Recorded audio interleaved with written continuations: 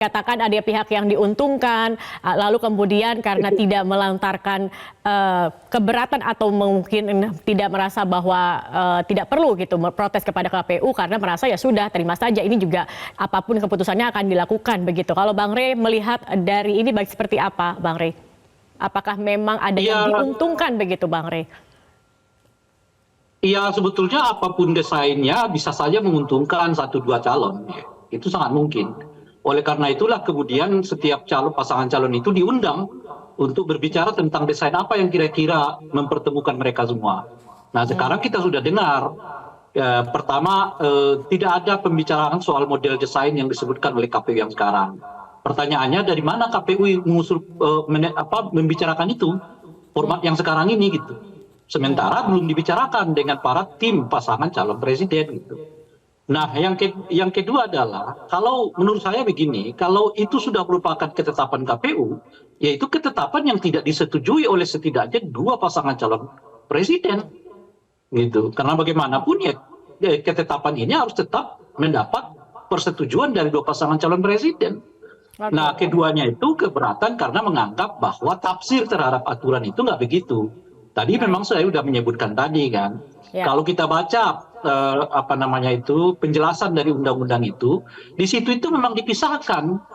Jadi debat calon presiden 3 kali dan debat calon wakil presiden 2 kali. Itu artinya itu dua kegiatan yang terpisah antara debat calon presiden satu hal dan debat calon wakil presiden satu hal yang lain. Kalaupun mau dipertemukan seperti yang saya sebutkan itu, moderatnya itu ngambil satu. Nah, 2 kali calon presiden debat sendiri-sendiri, 2 kali calon wakil presiden debat sendiri-sendiri, 1 di antara 5 kali itu mereka debat secara bersamaan. Nah, itu mungkin yang paling bisa dimaknai dari penjelasan itu. Nah, dengan begitu kreasi yang dibuat oleh KPU sekarang, yaitu ini kan sebetulnya kan semuanya dalam satu paket gitu loh. Jadi calon presiden wakil presiden itu dalam 5 kali tampil itu semuanya hadir gitu. Cuma kalau kata KPU porsi membicarakan itu berbeda. Nah, porsi pembicaraan ini juga nanti jadi masalah. Yang disebut dengan porsi pembicaraan itu kayak apa? Apakah misalnya 100 menit untuk presiden, 50 menit untuk wakil presiden. Nah, itu ngaturnya bagaimana nanti? Sayangnya memang Bang Rey kita sudah mengundang kepada presiden wakil presiden gitu. Iya, sayang kita sudah mengundang KPU juga untuk diskusi kita pada sore hari ini. Sayangnya memang belum ada jawaban atau tidak bersedia hadir dari pihak KPU untuk ikut berdiskusi dalam diskusi kita sore hari ini. Baik, Mbak Sheryl, Anda ingin menyampaikan statement juga begitu. Jadi kalau misalkan kemudian nanti cawapres ini sendiri, artinya tidak masalah begitu ya. Pokoknya dari tim Prabowo Gibran sudah siap apapun format yang diberikan oleh KPU begitu ya, Mbak Sheryl? Ya, Mbak Saki betul. Dan ini saya juga mau pamit ya, karena saya bentar lagi ada live TV One. Cuma intinya begini, dari survei-survei pasangan kami ini cukup unggul. Dan ini membuat sepertinya mungkin ada pihak-pihak pasangan calon lain yang cukup kebakaran jenggot gitu ya. Jadi harus melontarkan provokasi-provokasi pada tim kami. Tapi kita sih fokus aja, kita tetap turun ke lapangan, banyak belusukan, menyerap aspirasi, dan apapun juga nanti debatnya, mau sendiri-sendiri, mau berdua, kita siap Mbak Saki. Terima kasih, saya pamit dulu. Baik, terima kasih atas waktunya dari Jubir TKN Prabowo Gibran, Sheryl Tanzil. Dan kami akan melanjutkan perbincangan. Mas Guntur dikatakan tadi seperti kebakaran jenggot dan ada provokasi di sini. Bagaimana tanggapan Anda? Iya, kebetulan saya ada jenggot cuma tidak terlalu panjang, tapi agak sulit kalau kebakaran.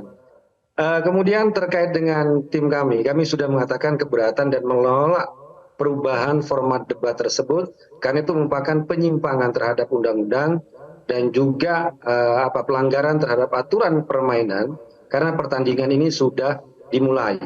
Kemudian juga ya kalau kami menganggap bahwa kalau ada dugaan bahkan tuduhan ada pihak yang takut seperti Gibran yang takut untuk debat sendirian, ya masuk akal. Apalagi tadi si Sheryl kan juga mengingatkan bagaimana Gibran juga tidak pernah datang dalam debat-debat atau dialog-dialog di kampus ya. Mungkin kan takut isinya kelihatan.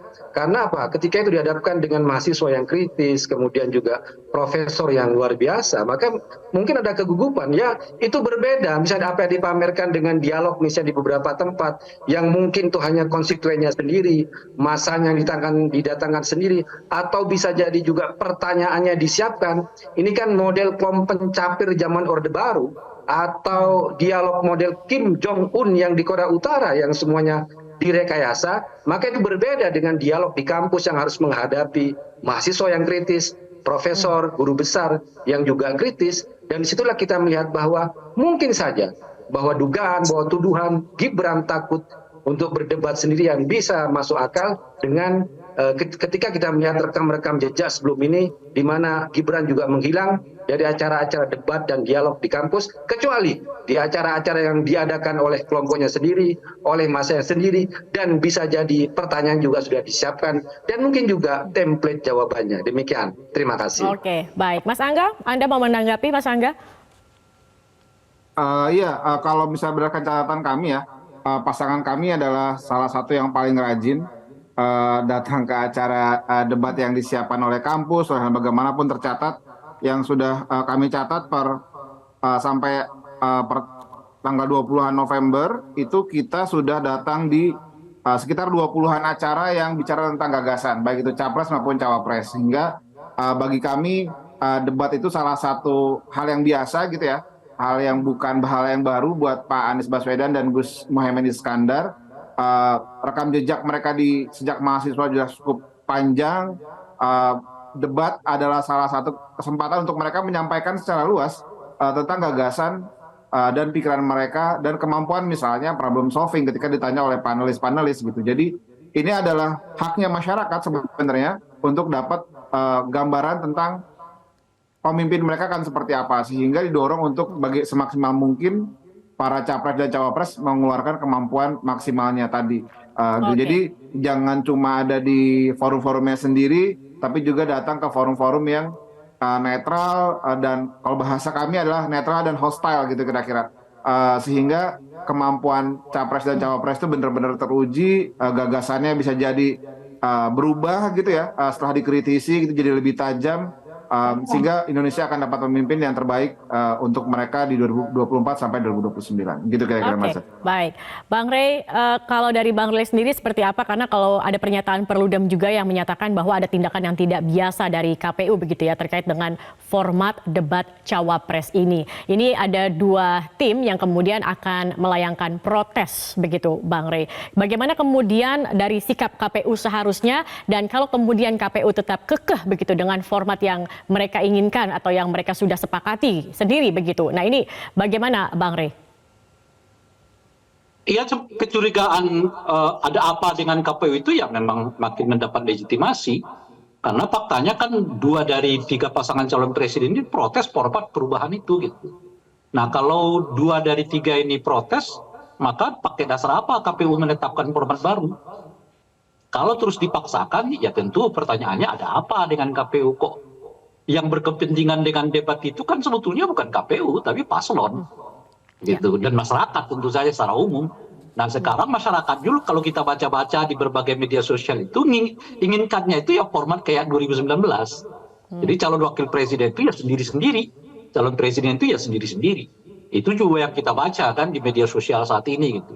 Sehingga kalau saya baca gitu ya, kalau berita tentang soal perubahan debat itu tanggapannya di bawah banyak sekali komentar-komentar ya, yang pada dasarnya menyayangkan kalau sampai tidak ada ya debat sendiri-sendiri antara calon wakil presiden. Karena memang secara magnitud ya, yang ditunggu orang ini adalah penampilannya Gibran kan sebetulnya gitu. Kalau secara magnitudnya gitu, penampilan beliau untuk di dalam forum-forum debat gitu.